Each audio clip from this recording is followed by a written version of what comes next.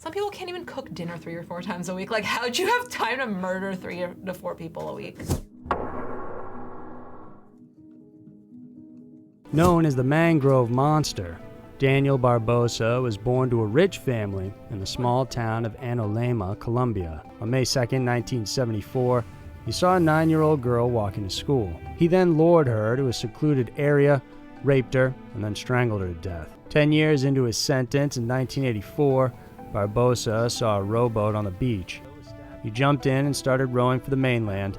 In a rowboat? Boy, if you don't... Okay. So went on killing until February 26, 1986. During his arrest, he confessed to killing 72 girls in Ecuador. 72? What? And they thought he was dead that whole time, so that's why it was kind of easy for him to do that. That makes sense. He said the reason he chose children was because he wanted virgins because they cried. For him, he wanted to punish women's unfaithfulness. Terrible. Before he could get out, Barbosa was stabbed to death in prison in November of 1994 by Giovanni Noguera. As it turns out, he was a nephew of one of Barbosa's previous victims. Wow. Oh my God, he was a nephew of a victim? Dude, that's that retribution type shit. A former Russian police officer has now become the worst serial killer in the country's history. The man in question is Mikhail Popkov. He's nicknamed the Werewolf. He's 53 years old. The Werewolf. He looks like a vampire. And he raped almost all of his victims before killing them. Their ages ranged between 17 and 38 years of age in the region, one of the regions in Siberia. Now, what he did is he lured women into his car. He waited for them outside clubs, restaurants, lots of other public places, and then he would offer them a lift or fun in the woods, and then he would rape and kill them with an axe, a knife, a bat, or other hand. But I was a good husband. That title says, I may be one of Russia's worst serial killers, but I was a good husband. Does he not consider himself cheating on his wife when he's raping these people? Weapons. He's a former policeman, and he used his status offering those victims lifts. And they end up dying, which is terrifying. To the remote areas that we talked about now. The latest twist in this very disturbing man's tale is the fact that it's come to light that despite being convicted back in January 2015 for the murder of 22 victims, an additional 60 have been brought to light. Additional 60? Between 1992 and 2010. That means that the police have would bring the total up to 82 victims, making him the worst serial killer in Russia. Wow. But he was a good husband and dad, though, even though he was raping and killing other women. Checks out. What a loser. Wonder if he, like, remembers all of his victims. Because, like, I know there's that trope of, like, killers keeping trinkets from each of their kills. And I'm like, I don't even think it's a trophy. I think it's to remember. Pedro Alonso Lopez, aka the Monster of the Andes, was born on 8th of October in 1948. It is believed that Lopez started killing young girls in the 1970s. His victims were usually of poor backgrounds. He made his way to Peru, where he would lure his victims to remote areas, committing rape and murder. By the late 70s, he had made his way to Ecuador, where dozens of girls began to go missing as well. I hate seeing their pictures. Lopez killed on a regular basis, slaying 2, sometimes 3 girls every week, every month. Every week? Every week? Over the 3-year-long murder rampage. Lopez was proud of his actions. He told Ron Leitner, the Canadian interviewer, "I'm the man of the century. No one will ever forget me." Look at this mother... I don't curse on these channels, but I will today. Dude, this guy's the biggest. It was funny because in the beginning I was like, oh, he looks kind of sad, but he's so proud of himself. Lopez was eventually captured as he tried to snatch another young girl in 1980. Luckily for her, the 10-year-old's mother saw Lopez walking away hand in hand with her daughter Maria, and then she started screaming. Lopez then took police to the graves of 53 of his victims. 2 months later, in 1980, he pleaded guilty to 110 charges of murders. Wipe that smile off your face, you garbage human being.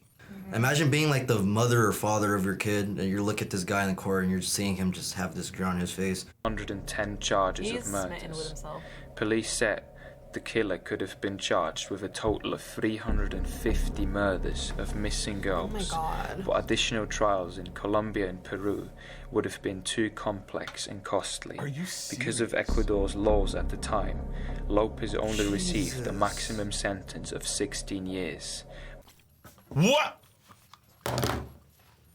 This man, this scum, took the lives of over 300 people, and you gave him a sentence that was no older than the people he raped and killed. Pedro Lopez has been a free man for at least 20 years now, and no one knows where he is or whether he's still alive. Oh my god. What? He could be killing right now. That's so dumb. On December 1999, the local Lahore newspaper received a disturbing letter. I have killed and raped over 100 young boys between the age of 6 to 16. My What? victims consist of orphans and runaway children who lurks at the streets of Lahore, where I would bring them home so I could rape them and strangle them to death. After murdering them, I would dismember their bodies and immerse them in vats of hydrochloric acid. I would then dump their bodies at a nearby river. The killer was none other than Javed Iqbal. He said the purpose of the letter he gave to the authorities was so that it would make them aware of how much the children in the streets were neglected. He promised to himself that once he's released, that he would get back to the authorities by killing exactly 100 children. So he thought he was doing like a social service? Not more, not less. Iqbal was sentenced to death, where he would be executed by strangulation in public at the place where he would always find his victims. This punishment is called qisas, a Sharia legal concept of punishment where the criminal is punished in the same way they tortured or murdered their victims. That's good. I feel like it's fitting. Low-key, that's fire.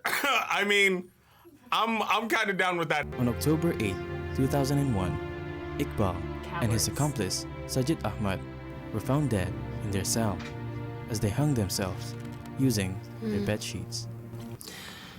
I hate when they do that. It's like, you're such a coward. That's pretty stupid.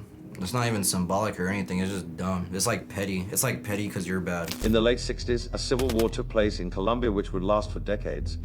In fact, we can still see the impact this war had on the Colombians' lives.